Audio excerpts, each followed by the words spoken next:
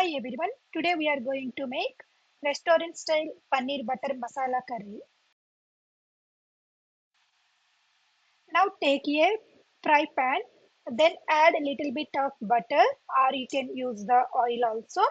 Then add few cloves, cinnamon and ginger, garlic as masala for your taste. Then roast it for 1 or 2 minutes to release the raw flavor from the ginger and garlic. Then add cumin seeds. Once the cumin seeds is fried, now you can add the tomato and onion. First, tomato and onion chopped into small pieces, then roast it in the pan. It will take around 5 to 8 minutes to make it smoother and breakable. Once it is done, then add the cashew around 10 to 15, then roast it for 1 minute. If you don't have the cashew, you can also use melon seeds.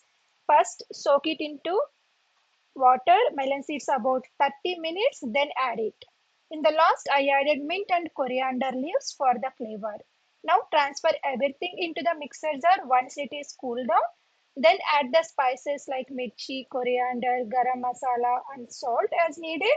Then make it a smooth paste and keep it aside.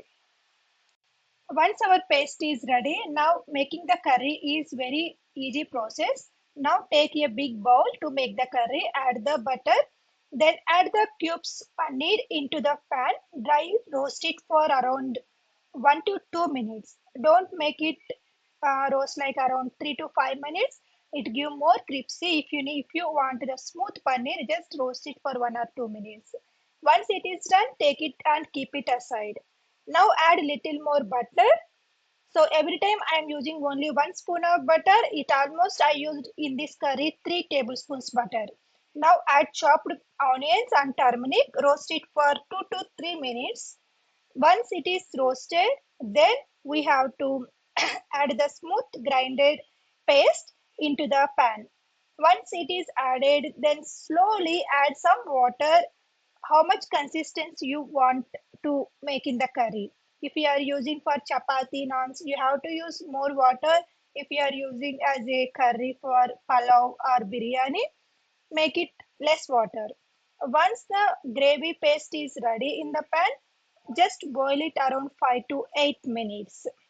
Once it is boiled, then we need to add the cubes, paneer cubes. Here one more tip, if you have the pressed cream at home, you can add around 2 tablespoons into the curry. It gives you the nice flavor of the restaurant. If you don't have the fresh cream, you still use 25 ml of milk. That works too. Now add the paneer cubes and simmer for 2 to 3 minutes in the gravy. Once it is ready, just add the coriander leaves for the garnish and flavor. And here it is, our delicious creamy paneer butter masala is ready. Thank you so much for watching. Please subscribe and share if you like. Thank you.